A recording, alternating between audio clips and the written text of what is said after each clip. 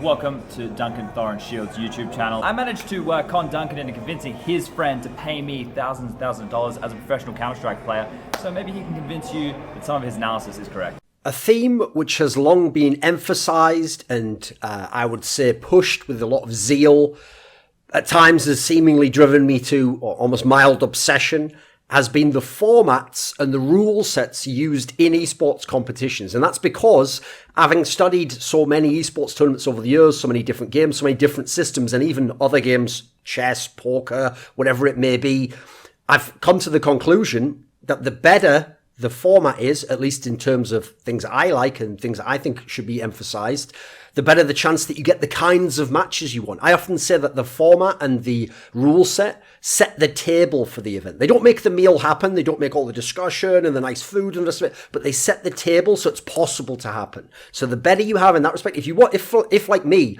you want the end result to be an amazing tournament with high-level matches, very difficult to win, but very rewarding if you do. Like, teams don't have, like, very small things, like a single best-of-one determine the whole end result of the outcome. You want to set it up so that the rules accommodate that and so that there's not a scenario where that happens 70% of the time, but 30% of the time it could still go well. You could still have a reasonable tournament and a nice bracket and things seem okay. And that was an all right match in the semi-finals. So if you want to live in this world, beyond going just completely the WWE route and having me or Dana White or Vince McMahon type people come in and treat it as pure entertainment and just pick the opponents and even say, it doesn't matter that guy beat you actually, I'm just going to put him against his main rival in the playoffs because it'll be bigger viewing figures. We've got to look, as I've often stressed, for other systems to do. We've got to change what we currently do and adapt. So one of the things I've often stressed, along with rule set and format, is more reasonable seeding. And I purposely say the words more reasonable, not more accurate, because yes, to me it's more accurate, but as an objective statement, I think it's just saying it's more reasonable. Like, the reasons behind it make more sense. They accomplish the goals we want. So I've wanted things like more accurate seeding to where the teams are at that moment in the world when they play in the tournament, not from months and months prior, maybe 9 months prior when someone won a major, or not because someone did super well at just your events and then you're not going to count them winning 2 events for your opponent's circuit. Now, I wanted it to be like the number 1 seed for ESL1 Cologne, for DreamHack Masters, for ECS, would be the number 1 team in the world rankings on the day that tournament began. That would be, for me, the beginning start of the season. And then other factors in terms of how you determine seeding, where people are, whether you include people just from your tournament or otherwise, in terms of how you're factoring it all in. So the problem that we've had is there's been so much pushback over the years to this idea of doing seeding in the sense I'm talking about, taking into account factors outside of the tournament or having external entities be involved in the seeding, not just results deciding that you go first and he goes second and then you let the match decide the game. You don't. You've just essentially seceded your power to an arbitrary system at that point in time. It's a less interesting, in my opinion, less accurate arbitrary system than me saying, well, this team's number 1 because they won more tournaments and won more events. I think my criteria is better, but there's always been this pushback from the community. Either abstractly they'll say, well, who could be this person who could ever decide the seeding, and how could anyone do it without bias? And I would always point out, like, the fallacy in that thinking is, first of all, implying that whatever you have right now is better than what I'm suggesting, and then secondly, the idea that it has to be perfect or have no bias, otherwise it can't be something that can exist at all. Because, by the way, every rule system of seeding and format system involves bias. Like, how do you determine who's number 1 if you use no seeding? If you use random seeding, well, guess what? There's bias in there, which is that you're saying in your tournament, you treat every team as identical. So Astrala's best team ever, when they're in their absolute prime, and then if Tai Lu go to the event, maybe the worst team at the event, you're going to treat them like they're equal. And both of them could play Team Liquid in the first round. Both of them could never meet each other until the final. Like, you're going to treat that as well. There's bias built into that. You just don't think so because you've, again, ceded your power just to the arbitrary whims and forces of the world, seemingly, or random elements. I don't particularly think that's very good. Then the other side is people would even specifically say people like me shouldn't be involved, they don't like my opinions, or maybe someone shouldn't be involved in some other way because they have some connections elsewhere in the industry. But I actually think ESL has cracked it. And I'm actually impressed at this. But what's interesting is I've even got a new development that ESL hasn't done yet that I'm going to suggest in this video. So at the IEM Katowice Major this year, I might be mistaken. I think this is where the concept... I think this is the first major where this concept was introduced, but I think, unless I'm mistaken, I'm seemingly remembering that ESL1 Cologne 2018, I think, actually utilised this same system first out of ESL events. Some of them ESL could correct me. It's not that relevant necessarily, but generally the point is it came about more recently. ESL introduced a system where it was actually the pro teams that were in the tournament that determined the seeding for the group stage for the initial phase of the tournament. So it happened at the major, IM Katowice this year, on that Astralis one, and then finished second. What they did was they got all the teams that were in this case, the first phase of the major, and they had them rank the other 15 teams, assuming there's 16 in that stage, rank the other 15 teams 1 to 15. And then what you do is, at the end, you take the results of all those rankings and then you aggregate them all. And as a result, you figure out who has the most points, who has the least points, and then they go 1 to 15, and then you make the tournament like that. Now, there was a caveat which prevented or disincentivized corruption, which was if your ranking as a team was too far of an outlier, I can't remember what the number would be, I would guess it'd be something like 7 points of differential from the aggregates of the other people voting, your vote was essentially rescinded for that team or ignored. And the reason why they did that is specifically to stop something silly like a team purposely ranking someone they don't like very, very low, or ranking some stupidly bad team super high, thinking that'll help them somehow get seeded, etc. And this, interestingly enough, happened actually. I believe it was Tai Lu. I forget if this is this event I'm thinking of or another one, but I know there was an event where I think it was this one. Tai Lu actually ranked Fnatic, who ended up being like the first seed in the first phase of the major, because it was unlikely they were going to be in that phase, right? Much better team than you'd expect. They'd come off a pretty decent end to 2018. They'd actually ranked them way low. I think they'd ranked like 8th or 9th or something crazy, whereas they should have at least been like top 3 in this particular phase of that tournament. Remember, this is like the first phase of the major. There are no Astralis, etc. At that point, Team Liquid, etc.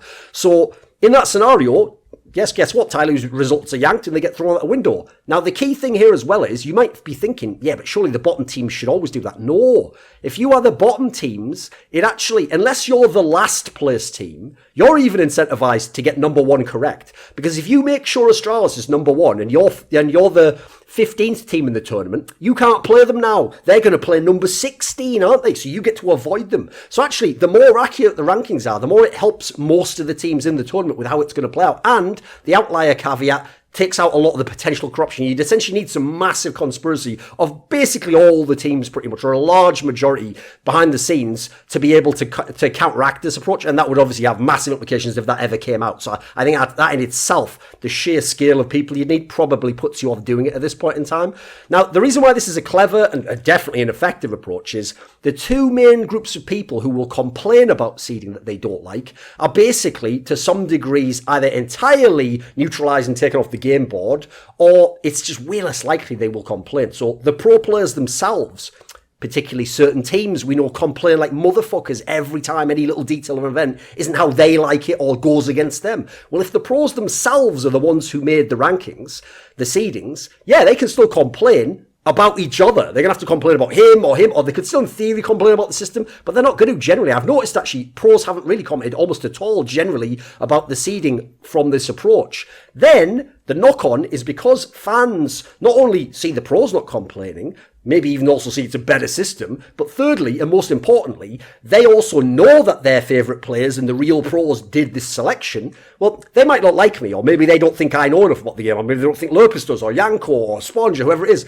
but they think generally that the pros do, that the pros are the best, so they're much more likely to accept it, they're much less likely to complain about it. Now, here's the interesting thing. We can actually take this premise one step further, but I don't think it should be used for every tournament. I don't know if it even should be used for majors, but I want to present this concept here because I've never ever heard this concept presented in esports before, which is I was having a discussion with someone about this approach and how I thought it was actually a revolutionary approach. When I looked at it, it was even fairly similar to how I would rank teams. I thought, what a great way to essentially get around the fact that I could have done that for you, but this is a way to get a similar result without the negatives that might come with someone like me or an external person doing it, and get a lot of the people on board, pros and the fans, without getting them caught at being triggered by the name Thorin or Sponge, or knowing that it's a system that a human decided essentially. In this case, they can accept their fellow pros doing it. So this is the interesting thing. When I was discussing that, this was actually after the last major, we were all bemoaning, like, it's a shame we can't have something like that for the playoffs though, right? Because if you remember famously at the major, one side of the bracket was 3 of the tournament favourites, Astralis, Team Liquid, NRG. Even Na'Vi was a potential favourite for the tournament, so everyone thought winners definitely come from that side, and it did. And then the other side was the one with Ents, Vitality, both other problems, Avanga were nobodies basically, and then you had Renegades who no one expected much from. So everyone thought, this fucking major's whack. If only there was a way we could have ensured the major playoffs were distributed more reasonably, regardless of what happens in the group stage. Now here's the the interesting thing. I mentioned to someone, you can do that. It's just that people won't accept it. Well, people will consider it unfair, which is you can go the approach that the MSL used to go. The MBC game, I said it in Korean way, MBC game, StarCraft League from South Korea, which was a StarCraft Brood War League in the 2000s. And one of the things they did, because unlike, there was two big leagues in StarCraft, there was the OSL and there was the MSL. And the OSL was the first one, and it was the more prestigious one. It's the one that everyone in theory wanted to win and had the better viewership. Therefore, like many markets, when someone else has the best product, the way you can equal him or beat him is better marketing. Except in this particular case, the marketing also came with making their product better. Because what the MSL did to make their tournament better was, once you got to the phase of the playoffs, they actually discarded all results beforehand. Didn't matter if you came first in your group, second in your group to get out, and they would just take the world rankings anyway, and they would say, right, if number one and number two reach the playoffs, we don't care what happened in the group stage, they're always on the opposite side of the bracket, similar for 3 and 4. So as a result, at this major, if we'd applied this system, Team Liquid and Astralis, once they both qualify, I mean, they actually weren't number one and number two. Like a number one and number two, I think at the time would have been like Vitality in Team Liquid, and then Astralis, and then I'm not sure, maybe Ents was third or fourth around that time. Point is, anyway, you would have distributed them. So in a world where Astralis and Team Liquid were number one and number two, they would all be on opposite sides of the bracket anyway. Now, there would be a lot of pushback against that. You can imagine. Pros would go mad, like, what the fuck, I just run the Swiss system, a group stage, and now you punish me like this? Oh, this is unfair. Or they'd call bias as to who you picked, etc. But here's the interesting thing. A guy who was in this circle of people having this discussion, unfortunately, I forget who he was. It wasn't a very famous person in esports, someone behind the scenes. If I can find out, in fact, if you watch this video, reach out to me and I'll give you credit in a future video. And his suggestion was a very clever one, because basically after hearing what I said and then me describing ESL's cracked it for a group stage scenario, he put 2 and 2 together, and what happened? He figured out, why not have pros do that for the playoffs? At the end of the phase, where you come through the group stage, because I often say, since group stages aren't usually best of 3, they aren't usually the same format as the playoffs, which is the highest level of Counter-Strike, what we really want to see, and they involve so many like matchups of someone playing the best of 1 against someone they don't know, or playing someone where they couldn't have prepared for it, you actually end up with scenarios where sometimes very, very minor things in a group stage, just like a small variance, ends up screwing up the whole path for the rest of the tournament for everyone, actually, and making the tournament way, way worse. Like a famous example used to be back when NiP was the absolute best team. There were some examples of where NiP fucked around and lost the best of 1 and came out their group second. Very games, the number 2 or 3 team at the time, who basically could beat anyone except NiP, would win their group and then get punished by unlucky random draw in the round of 8. They play NiP straight away. It happened at DreamHack Bucharest 2013. Go look it up. It's a great example. And then very games got eliminated in the round of 8. So even though they were probably the second best team in that tournament, they got fucked over by this system. And just because NiP lost the best of 1. So is the way to offset that? Well, here's what this guy suggested, basically, was what you would do is at the end of that phase, because I always say you should only treat group stages, in my opinion, as about survival. It's not actually about who goes through. It's about who's eliminated, who wasn't good enough to get out. Once everyone's survived, now we'll make a big bracket tournament, right? So what this guy suggested was the same thing. If 8 teams come out, you have the 8 teams rank the other 7 teams. And then from that, you create the seedings, which make the brackets. Because again, in a world where all those teams had come out of the Swiss system, do you really think, no matter what people thought of the likes of Ents blistering through and like Vanguard making it, realistically, the aggregates would have ended up with Team Liquid at least 1 or 2. And they would have ended up with Astralis at least 1, 2, probably 3, right? And they would generally have meant that these teams could have only met in the semis or the final at least, which would have been exactly what everyone wants, I think. The fans, the players, I mean, in as much as like if they won their matches, obviously they're not guaranteed to make it there.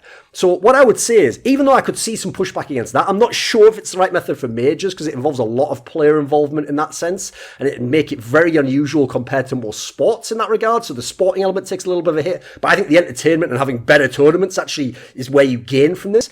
So I'm not sure how it or where it will be implemented, but I like this as a potential progression of the idea. And the key thing is, the reason I call this a compromise is I don't think it's perfect. I still think actually a group of experts determining it's better, or in a world where you had like tennis or the Dota 2 Pro circuit, where all the big tournaments are accounted for with points, you could just use a point system and then a computer system could determine it once you adjust the variables and tweak the formula, essentially. But in lieu of that, I think this is about the best compromise you can make, because it gets close enough to what I call the ideal scenario, a very, very good situation, and it gives up a little bit of integrity, but it also actually offsets pointless complaining by the fans and will generally, I think, have more community acceptance and make everyone a little bit happier with how the scene is. This video was kindly supported by Alexander Rao, Blunt Smoking Anus Destroyer, Dane Cuskley, Dean Tanglis, Chi Mao, JDubs, Mohammed, Alabdul, Razzaq, NateDOhDoubleG, Patrick Ribeiro, Tobias Bernasconi, Who the Fuck is Viathan, and special thanks always goes out to Jerky's Minion. Would you like to suggest a topic or a guest for my content? Would you like to ask me a question for my monthly video AMA? Do you want teasers for upcoming content that I've got? Do you want to take part in a discussion with me? Well, if you would like any of these perks or to support my work, put your money where your mouth is and join the Scrilluminati today at the Patreon link in the description box below.